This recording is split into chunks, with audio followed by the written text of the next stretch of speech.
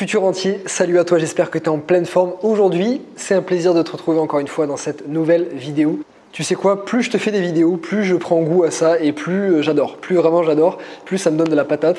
Donc je suis vraiment content de te retrouver dans cette nouvelle vidéo sur un sujet où on me pose assez souvent la question, à savoir quand on aime entreprendre et investir, et souvent ça va de pair, souvent quand on a la tête, quand on a le mindset, le mental pour entreprendre, on l'a souvent pour investir dans l'immobilier et vice versa.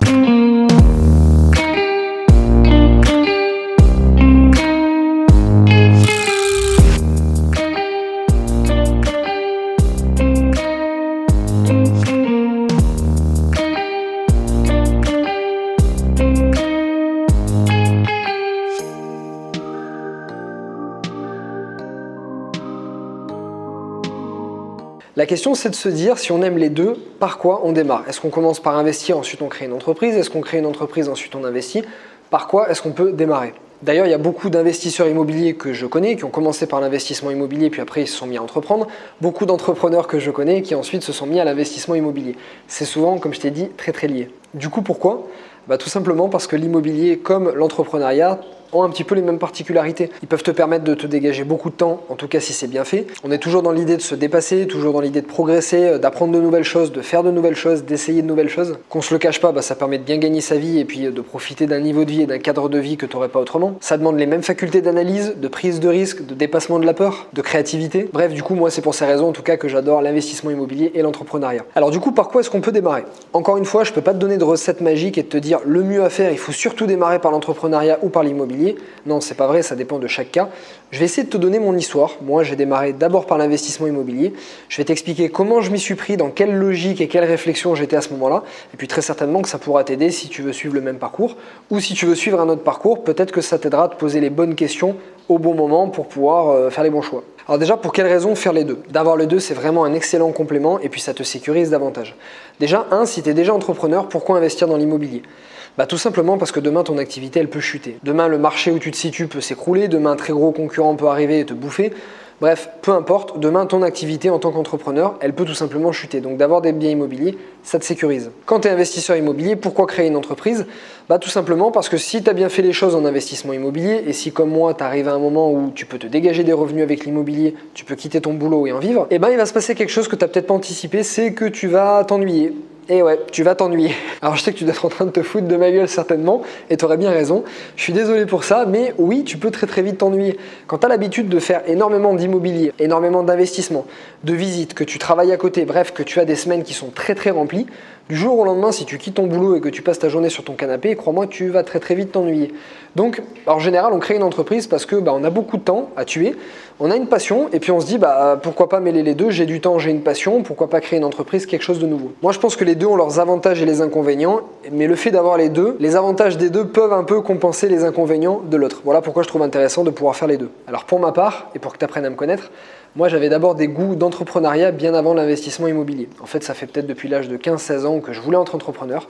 J'ai toujours eu envie d'être entrepreneur. Je me suis toujours dit, un jour, j'aimerais créer une entreprise, mais je me sentais pas capable de prendre ces risques-là. Et je me sentais pas forcément assez créatif pour trouver la bonne idée. Voilà. Donc, je m'étais dit, un jour, pourquoi pas, j'aimerais bien le faire, mais là, je m'en sens pas, et puis quand j'ai eu 20 ans, je m'en sentais pas non plus, et puis le temps est passé, je m'en suis toujours pas senti. Sauf qu'un jour, je me suis mis à l'investissement immobilier, donc c'est arrivé comme ça, par une bonne affaire, et puis ensuite j'ai continué, je me suis développé là-dedans. Et quand j'ai eu suffisamment d'immobilier pour pouvoir en vivre, avoir l'équivalent de mon salaire, et donc pouvoir quitter mon emploi et puis partir faire ce tour du monde, et à ce moment-là, je voulais créer une entreprise. Alors à la base, je voulais pas créer une entreprise de formation, je voulais créer une entreprise qui était très proche, une entreprise de gestion de patrimoine sur Internet. L'idée, c'était de rendre accessible la gestion de patrimoine par Internet pour tout le monde, pour que des personnes qui aient un salaire normal puissent avoir des conseils de gestion de patrimoine, puissent avoir des conseils en investissement, juridique, fiscal, sans avoir besoin d'avoir des salaires mirobolants, ce qui attire en général les conseillers en gestion de patrimoine. Voilà pourquoi cette cible-là était un peu délaissée.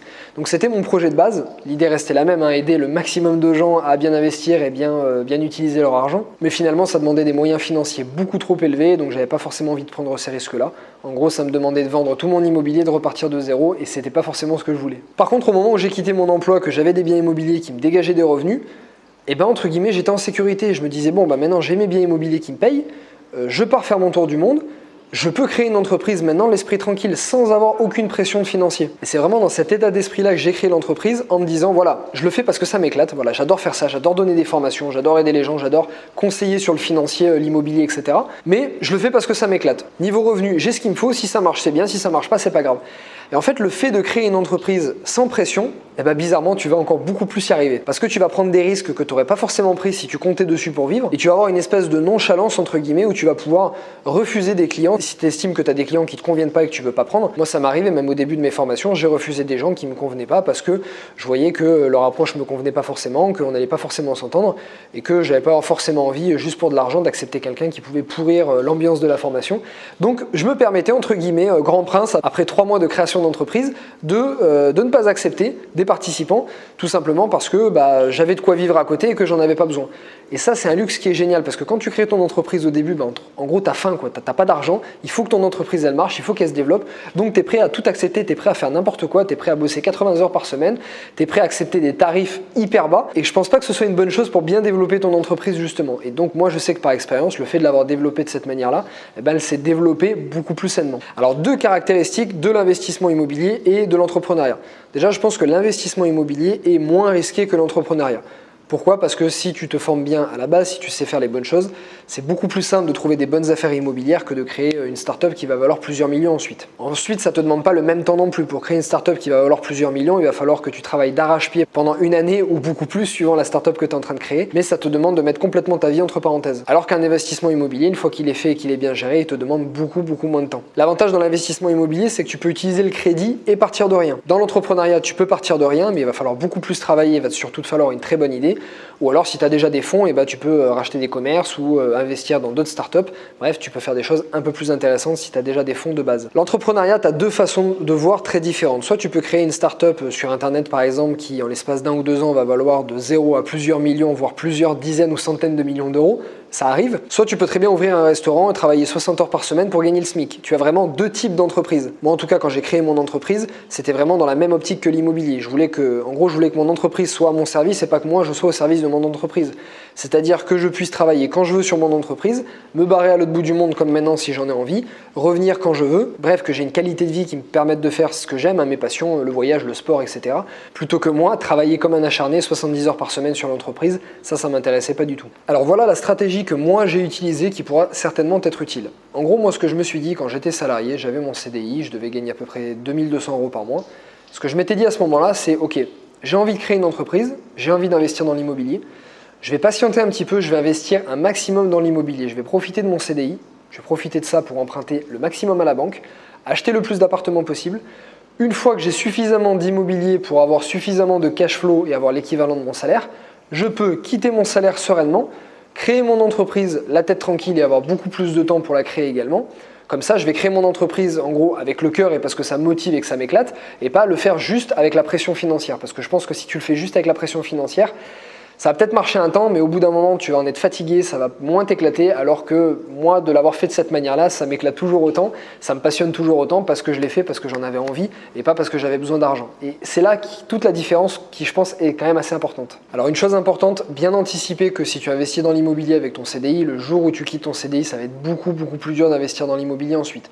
Soit tu investis depuis déjà plusieurs années, tu as déjà énormément d'appartements, ça tourne déjà très bien, tu as déjà des biens qui sont payés cash, ça pourrait être plus simple. Moi, dans mon cas, ça a été très compliqué puisque je me suis barré assez vite, entre guillemets. Je me suis barré quand j'avais une douzaine de biens immobiliers. J'aurais pu attendre d'en avoir 30, j'aurais gagné beaucoup plus dans l'immobilier. Sauf que ce que je faisais dans le salariat ne me convenait absolument pas. Et rester une année de plus dans le salariat, ça ne me convenait absolument pas. Donc j'ai préféré partir plus vite, quitte à gagner moins, créer vite mon entreprise parce que ça m'éclatait, partir vite en tour du monde parce que ça m'éclatait. Et au final, je regrette absolument rien. Mais je préfère te prévenir, ne pars pas trop vite de ton CDI parce que tu risques d'être bloqué pour tes biens immobiliers ensuite. Autre chose à prendre en compte si tu souhaites démarrer par l'entrepreneuriat avant d'investir dans l'immobilier, pars du point de vue, sauf si tu as une startup qui explose au bout d'un an et que tu peux te verser 5 000 € par mois, dans ce cas-là, génial, mais c'est rarement le cas quand même. Pars du point de vue que les 3 premières années, la banque ne te prêtera pas 1 €. Elle va attendre d'avoir 3 bilans comptables en progression pour pouvoir commencer à te prêter.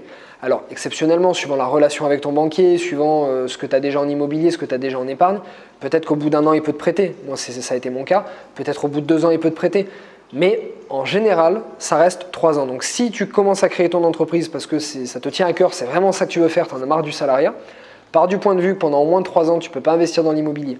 Donc, ça risque de te retarder dans tes projets immobiliers si ton but c'est de te constituer un gros patrimoine et d'avoir des revenus passifs, d'avoir du cash flow immobilier. Donc si tu es dans la même logique que moi, que tu veux faire et l'entrepreneuriat et l'investissement immobilier, le meilleur conseil que je puisse te donner, essaie de faire comme moi, investis d'abord dans l'immobilier, sécurise-toi d'abord grâce aux revenus immobiliers. Et une fois que tu es sécurisé, tu peux quitter ton boulot plus tranquillement, créer ta boîte sereinement, sans pression financière, et tu verras que comme ça, tu vas prendre un kiff énorme. Futur entier, j'espère que tu as aimé cette vidéo, différente des autres, mais voilà, comme vous me posez assez souvent la question, je me suis dit qu'il était temps de vous faire une vidéo pour vous dire un petit peu ce que j'en pensais entre l'entrepreneuriat et l'immobilier. Quoi qu'il en soit, moi, les deux m'éclatent, les deux me passionnent, j'adore faire les deux et je vais continuer à développer les deux encore et encore. Donc si tu es que dans l'un ou que dans l'autre actuellement, je te conseille fortement de faire le deuxième parce que tu vas apprendre de nouvelles choses, tu vas voir que c'est une autre façon de voir et c'est super intéressant. Donc futur entier, comme d'habitude, si tu as aimé cette vidéo, mets un like sur cette vidéo, tu sais que moi ça me motive à me creuser la tête à chaque fois pour te trouver de nouvelles idées, pour te trouver des nouveaux sujets. Et c'est pas forcément facile chaque semaine de trouver de nouveaux sujets, de nouvelles choses. Donc voilà, mets-moi un like, ça va me motiver. Écris-moi en commentaire ce que tu as pensé de cette vidéo, si toi actuellement tu es un entrepreneur ou tu es un investisseur. Après avoir vu cette vidéo, qu'est-ce que tu en penses? Est-ce que tu as envie de basculer de l'autre côté? Est-ce que tu as envie de faire les deux du coup? Voilà, dis-moi, je suis très curieux. Et n'oublie pas de cliquer sur le lien qui est juste dans la description en dessous. Tu vas recevoir plusieurs vidéos de ma part, des extraits de mes séminaires sur le juridique, le fiscal, le crédit, comment j'ai démarré dans l'immobilier, toutes mes opérations immobilières, tous les détails chiffrés, toutes les erreurs que j'ai faites et comment tu peux les éviter. Bref, je vais te donner énormément de contenu sur l'immobilier. Donc voilà, n'oublie pas de cliquer dans la description, c'est gratuit, c'est envoyé directement sur ta boîte mail. Futur entier, comme d'habitude, je vais te souhaiter une excellente journée avec une très grosse motivation, une grosse patate. Et j'ai le plaisir de te retrouver mardi prochain avec encore une fois une autre vidéo pleine de contenu. Je te souhaite une super journée, à bientôt.